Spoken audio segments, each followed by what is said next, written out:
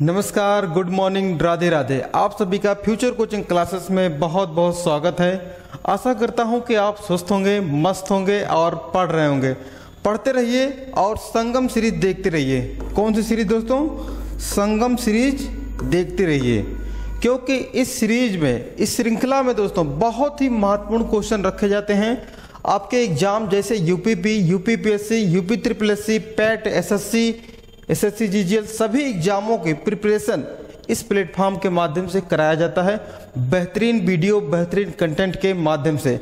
अगर से अभी तक आपने इस चैनल को सब्सक्राइब नहीं किया है तो सब्सक्राइब जरूर कर लें। और चलिए आगाज करते हैं हम इस करंट अफेयर की श्रृंखला का, जिसमें हम डेली देखते हैं बहुत ही महत्वपूर्ण क्वेश्चन। यह क्वेश्चन दोस्तों बहुत ही महत्वपूर्ण है। यह पिछली वीडियो, शनिवार वाले वीडियो में दिया गया था। तो कहा गया था, हाल ही में सेवालान इंडिया ने किसे दुनिया का पहला हैंड ब्रांड एम्बेसडर बनाया है? तो आपका ऑप्शन एक है अक्षय कुमार, दूसरा है सचिन तेंदुलकर, तीसरा है अमिताभ बच्चन, चौथा है इनमें से कोई नहीं। तो बेहतरीन क्वेश्चन और बेहतरीन जवाब दोस्तों। बेहतरीन खिलाड़ी कौन है? सचिन तेंदुलकर। क्रिकेट का भगवान कहे जाने वाले सचिन तेंदुलकर इसके ब्रांड एम्बेसडर बने हैं सेवालान इंडिया के। तो ये कैसी कंपनी है? ये एक हैंड वॉश जो होता है ना, उसके ब्रांड एम्बेसडर बने हैं। स्वच्छ भारत के तहत ये काम कर रहे हैं, लोगों को जागरूक कर रहे हैं। वही बात करते हैं सचिन तेंदुलकर जी के बारे में।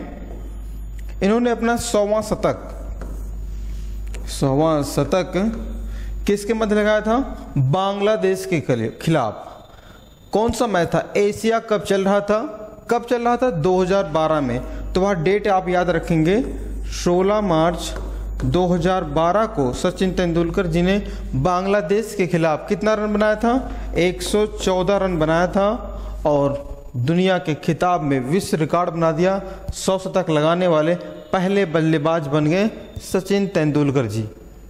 इतनी बातें क्लियर हो गई। चलिए देखते हैं कुछ प्रमुख नियुक्तियां हुई हैं उनके बारे में, जैसे ब्रांड एम्बेसडर बने हैं। जैसे सबसे महत्वपूर्ण बोला जाएगा, हरमनप्रीत कौर पूमा इंडिया की क्या बनी है? ब्रांड एम्बेसडर बनी है। वहीं यस्तिका भाटिया और Renuka Singh Thakur Hyundai Motors India की क्या बनी है? ब्रांड एम्बेसडर बनी है। आयुष्मान खुराना की बात की जाए, बाल अधिकार यूनिसेफ के राष्ट्रीय राजदूत बने हैं आयुष्मान खुराना। स्मृति मंदाना हर्बल लाइफ पोषण की बनी है ब्रांड एम्बेसडर। और सौरभ गांगुली बने हैं जहां बंधन वहां ट्रस्ट वहां अभियान। बंधन बैंक का ये लोगो है, तो बंधन बैंक के बने हैं सौरभ गांगुली। इतनी बातें क्लियर हो गई हों। चलिए देखते हैं हमारा दूसरा क्वेश्चन, बेहद ही महत्वपूर्ण है। कहा गया है 23वां राष्ट्रमंडल कानून सम्मेलन कहां पे शुरू हुआ? बेहद ही महत्वपूर्ण क्वेश्चन। आपका ऑप्शन एक है मणिपुर, दूसरा है गोवा, तीसरा है मिजोरम, चौथा है पश्चिम बंगाल। तो दोस्तों जैसा कि आप चित्र में देख रहे हैं, चित्र में आप देख रहे हैं, ये कौन सा राज्य है? गोवा है। तो गोवा में यह राष्ट्रमंडल योग कानून सम्मेलन हुआ है। कहाँ पे हुआ है? गोवा में हुआ है। देखिए, तो आपका दूसरा आंसर सही हो गया, गोवा। तो गोवा की राजधानी अगर से पूछ ली जाए तो क्या है? पणजी है। क्या है? पणजी। देखिए यहाँ पे समुद्र तट से है गोवा की राजधानी। वहीं गोवा के मुख्यमंत्री की बात करें, सीएम की बात की जाए दोस्तों, तो बेहद ही महत्वपूर्ण क्वेश्चन बनता है। प्रमोद कौन है? प्रमोद सावंत जी हैं। वहीं राज्यपाल की बात की जाए दोस्तों, राज्यपाल तो श्रीधरन पिल्लई, ठीक है, ये राज्यपाल हैं गोवा के। वही बात की जाए गोवा की दोस्तों, तो सबसे पहले पुर्तगाली कहाँ पे आए थे? गोवा में आए थे। ठीक है, ये करीबन आए थे दोस्तों 16वीं शताब्दी में आए थे पुर्तगाली गोवा में। और सबसे बाद में गए इंडिया से कौन? पुर्तगाली। तो कब गए थे दोस्तों? डेट आप ध्यान देंगे, 19 दिसंबर 1961 को पुर्तगालियों को भारत से भगाया गया। एक ऑपरेशन चलाया गया था, उस ऑपरेशन का नाम था ऑपरेशन विजय। ऑपरेशन विजय के माध्यम से पुर्तगालियों को भारत से भगाया गया। पुर्तगाली भारत में कितने वर्ष तक रहे? करीबन 450 वर्षों तक गोवा पर राज किया पुर्तगालियों ने। ठीक है, इतनी बातें क्लियर हो गई। तो 19 दिसंबर को दोस्तों गोवा में मनाया जाता है गोवा मुक्त दिवस। कौन सा? गोवा मुक्त दिवस कब मनाया जाता है? 19 दिसंबर को मनाया जाता है गोवा में। इतनी बातें क्लियर हो गई हों। तो चलिए देखते हैं हमारा दूसरा क्वेश्चन। कहा गया है हाल ही में एशिया प्रशांत क्षेत्र में सबसे अच्छे और स्वस्थ हवाई अड्डे के रूप में घोषित किया गया है, तो वह कौन सा हवाई अड्डा है जिसे स्वच्छ घोषित किया गया है एशिया प्रशांत वाले क्षेत्र में? तो आपका ऑप्शन एक है मुंबई हवाई अड्डा, दूसरा है दिल्ली हवाई अड्डा, तीसरा है शिमोगा हवाई अड्डा, चौथा है इनमें से कोई नहीं। तो बेहद ही महत्वपूर्ण क्वेश्चन है। तो इसका दूसरा ऑप्शन सही है, दिल्ली हवाई अड्डा, जिसे इंदिरा गांधी अंतर्राष्ट्रीय हवाई अड्डा भी कहा जाता है। तो इतनी बातें क्लियर हो गई। तो अगर से देखें दिल्ली की बात करें दोस्तों, दिल्ली भारत की राजधानी कब बनी और घोषित कब हुआ, किसके द्वारा घोषित किया गया? तो डेट ध्यान देंगे आप, 11 दिसंबर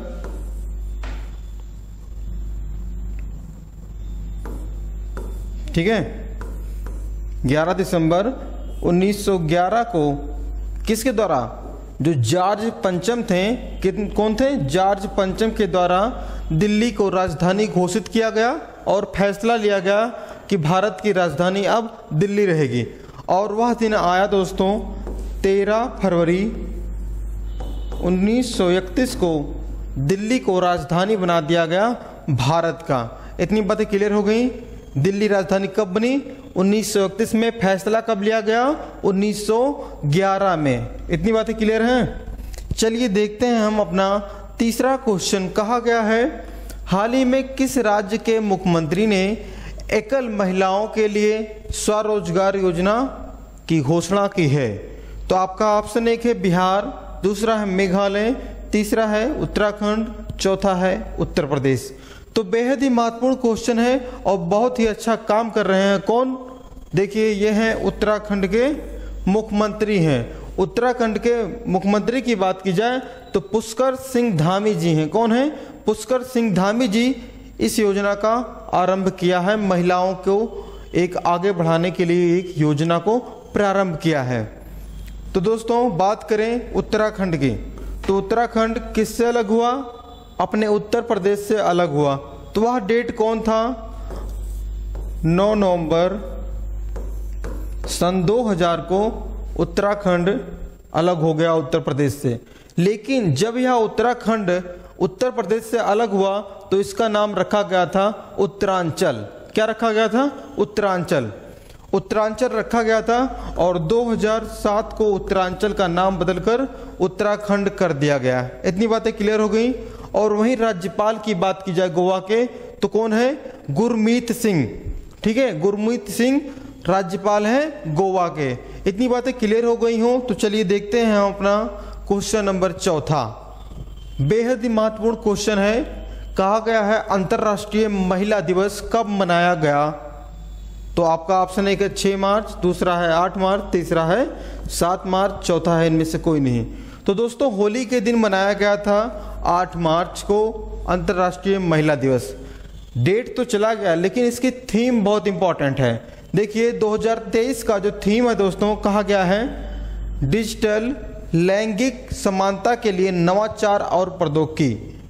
महिलाओं और पुरुषों में कोई भेदभाव ना किया जाए और महिलाओं को आगे बढ़ाने के लिए यह प्रौद्योगिकी और नवाचार का भी सहारा लेना चाहिए और महिलाओं को आगे बढ़ाना चाहिए, जागरूक करना चाहिए लोगों को।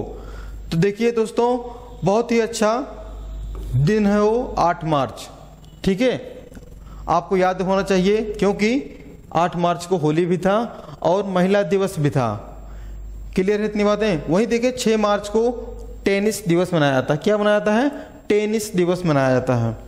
चलिए देखते हैं हम अपना क्वेश्चन नंबर 5। कहा गया है हाल ही में केंद्रीय मंत्री डॉक्टर जितेंद्र सिंह ने सुशासन सम्मेलन का उद्घाटन किया। कहां पर किया?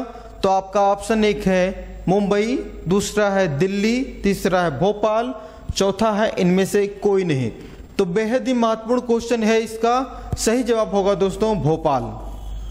तो जितेंद्र सिंह जी ने कहाँ पे किया? भोपाल में किया। भोपाल कहाँ पे है? मध्य प्रदेश में है, ठीक है, एमपी। क्लियर है इतनी बातें? वहीं मध्य प्रदेश की बात करें, मध्य प्रदेश की स्थापना 1 नवंबर 1956 को मध्य प्रदेश की स्थापना दिवस मनाया जाता है। इतनी बातें क्लियर हैं? तो दोस्तों अगर से वहीं मुख्यमंत्री की बात की जाए, मध्य प्रदेश के मुख्यमंत्री कौन हैं वर्तमान में, तो आप सभी जानते हैं दोस्तों, शिवराज सिंह चौहान जी हैं, ठीक है। क्वेश्चन नंबर 5 का सही आंसर दोस्तों शिवराज सिंह चौहान। वहीं अभी नए नए राज्यपाल बने हैं मध्य प्रदेश के, कौन है? मंगू भाई छगन भाई पटेल हैं, ठीक है। राज्यपाल की बात करते हैं हम। चलिए देखते हैं अपना क्वेश्चन नंबर 6वां। इस क्वेश्चन को आप अपने मोबाइल में स्क्रीनशॉट जरूर लीजिएगा, क्योंकि यह बहुत ही बेहद महत्वपूर्ण क्वेश्चन बनेगा यहाँ से। तो क्वेश्चन नंबर 6 को कहा गया है, हाल ही में IAF यूनिट की कमान संभालने वाली पहली महिला कौन बनी है? तो आपका ऑप्शन 1 है गौरी बिंदल, दूसरा है तेजल मेहता, तीसरा है शालिजा धामी, चौथा है इनमें से कोई नहीं। तो दोस्तों सही आंसर तो अपना शालिजा धामी जी हैं। तो ये बनी है किसकी दोस्तों? IAF। इसका अगर से फुल फॉर्म आपसे पूछा जाए IAF की, तो दोस्तों क्या होता है? इंडियन एयर फोर्स, इसका फुल फॉर्म होता है IAF की। वहीं बात की जाए IAF की स्थापना कब हुई थी, तो दोस्तों 8 अक्टूबर 1932 को इसकी स्थापना हुई थी। लेकिन कंडीशन समझिए, जब इसकी स्थापना हुई थी तो इसका नाम जो एयर इंडिया है, फोर्स है, यह नहीं था। तो इसका नाम था दोस्तों रॉयल इंडिया। क्या था? रॉयल इंडिया एयर फोर्स, ठीक है।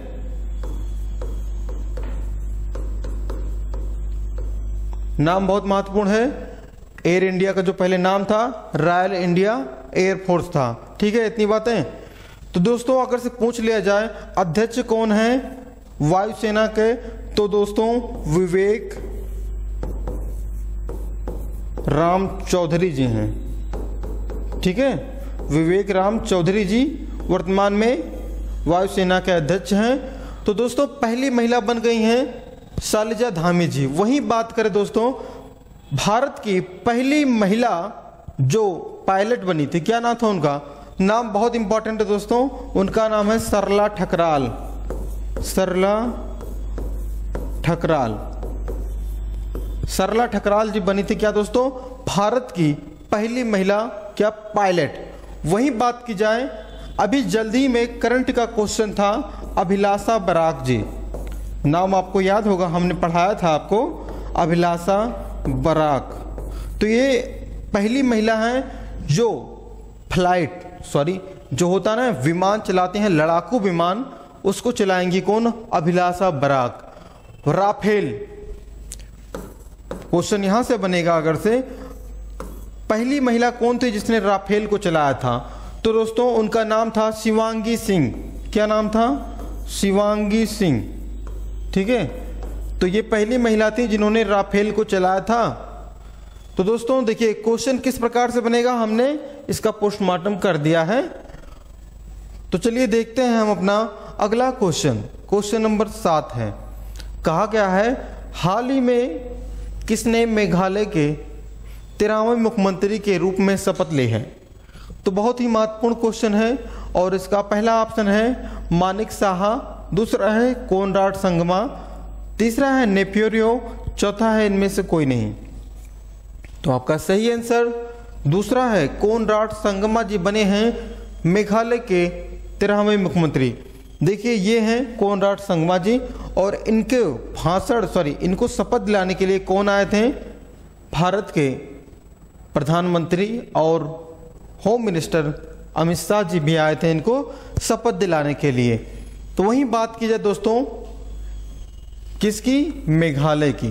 तो मेघालय की स्थापना अगर से पूछ ली जाए तो 21 जनवरी 1972 को, ठीक है, 21 जनवरी 1972 को मेघालय की स्थापना हुई थी।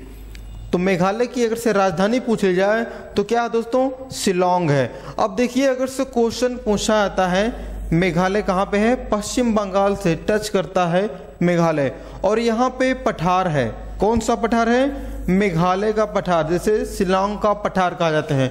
क्वेश्चन यहाँ से बन सकता है कि मेघालय का पठार किस पठार का हिस्सा है, तो प्रायद्वीपीय भारत, जो प्रायद्वीपीय भारत का पठार है उसका हिस्सा माना जाता है मेघालय के पठार को। अब देखिए यहाँ पे यहाँ तक है प्रायद्वीपीय भारत का हिस्सा, इस वाले बीच में गैप है, ठीक है, इसे मालदा कहा जाता है, मालदा गैप के नाम से भी जाना जाता है, क्योंकि नदियाँ इस साइड में बहती हैं जिसके कारण से यहाँ की धरती दब गई है और पठार ना कहकर हम उसे मैदानी भाग कहते हैं। इतनी बातें क्लियर हो गई। तो देखिए अगर से राज्यपाल पूछ लिया जाए तो दोस्तों अभी जल्द ही बने हैं फागू चौहान। कौन बने हैं, फागू चौहान बने हैं मेघालय के राज्यपाल।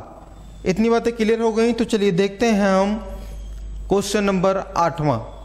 कहा गया है हाल ही में किसने 2023 बहरीन ग्रांड प्रिक्स को जीता है, तो आपका ऑप्शन एक है लुइस हैमिल्टन, दूसरा है मैक्स वर्स्टपन, तीसरा है सार्जियो पेरेज, चौथा है इनमें से कोई नहीं। तो दोस्तों अभी बने हैं मैक्स स्टेपन, ठीक है, मैक्स स्टेपन बने हैं बहरीन ग्रांड प्रिक्स के विजेता हुए हैं। क्लियर है, ये फार्मूला 1 रेस होता है जिसमें जीते हैं ये मैक्स वर्स्टेपन। तो देखते हैं बहरीन है कहाँ पे। अगर से आप देखें ये एशिया वाला हिस्सा, तो एशिया में देखिए सऊदी अरबिया के बगल में है बहरीन। देखिए यह एक द्वीप नुमा है, कैसा है, द्वीप है, प्राद्वीप नहीं है। द्वीप प्राद्वीप में अंतर आप समझिए। जो पानी का हिस्सा जैसे देखिए 3 साइड से घिरा हुआ है, कोई हिस्सा है 3 साइड से पानी से घिरा है तो उसे हम प्राद्वीप कहते हैं। जैसे अपना दक्षिण भारत है तो उसे हम प्राद्वीपीय भारत कहते हैं। द्वीप उसे कहते हैं जो चारों तरफ से पानी से घिरा होता है, उसे हम द्वीप कहते हैं। इतनी बातें क्लियर हो गई।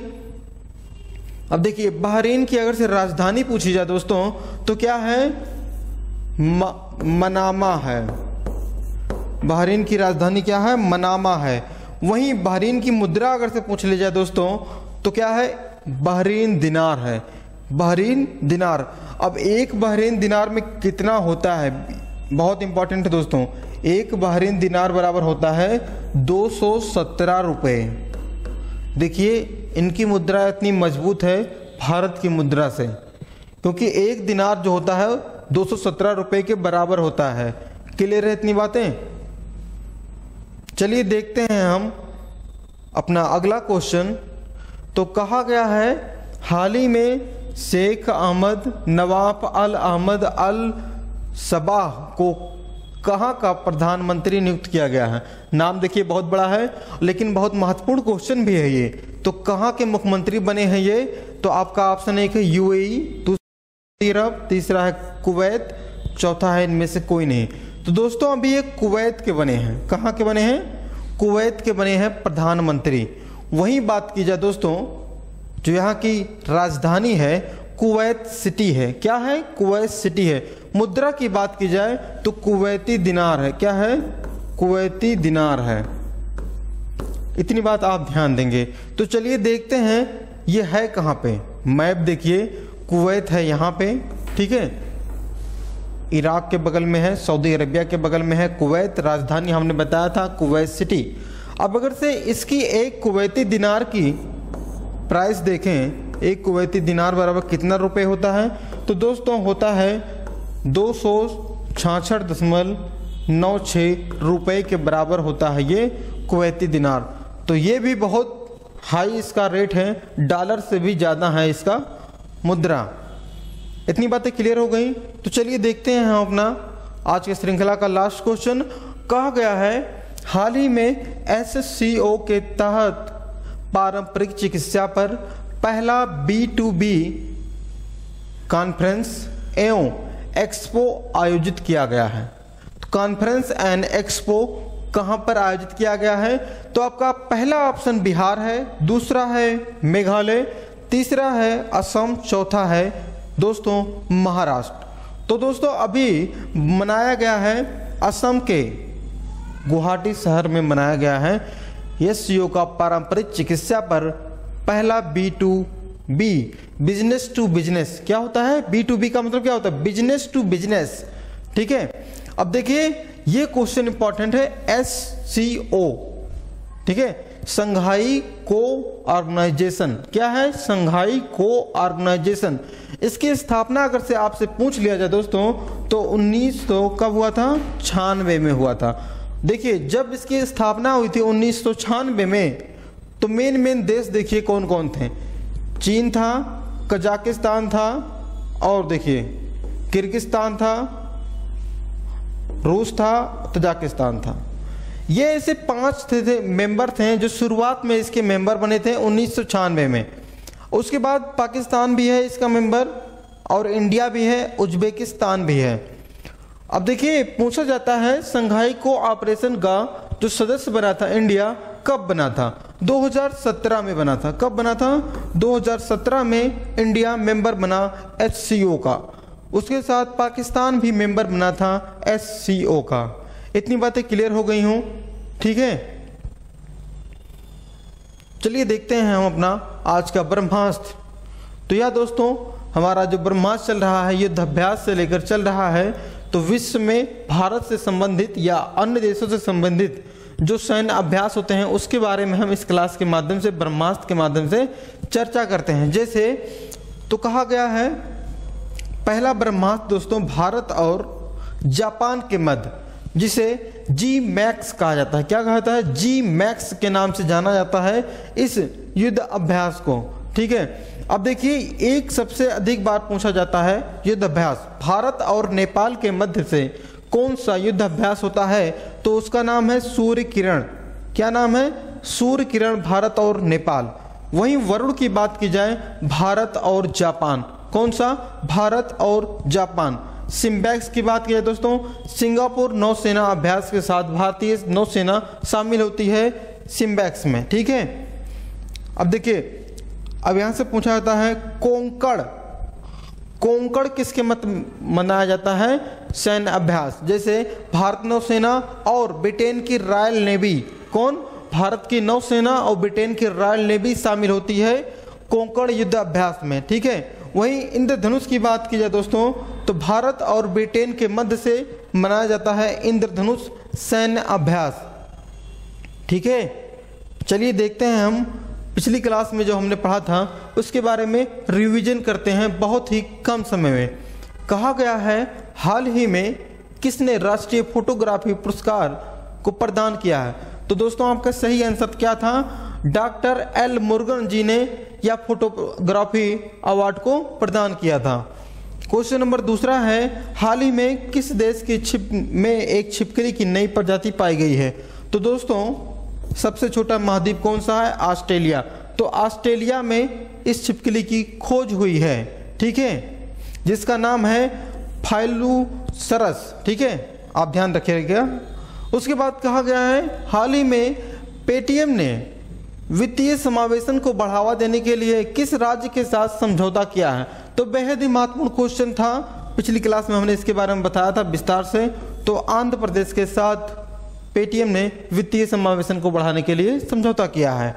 क्वेश्चन नंबर चौथा देखें दोस्तों, कहा गया है, देखिए सुल्तो ओनो किस राज्य के कैबिनेट में पहली महिला बनी है, तो दोस्तों कहाँ की बनी है, सबसे इंपॉर्टेंट है नागालैंड की, ठीक है, नागालैंड की बनी है ये, आप ध्यान रखिएगा।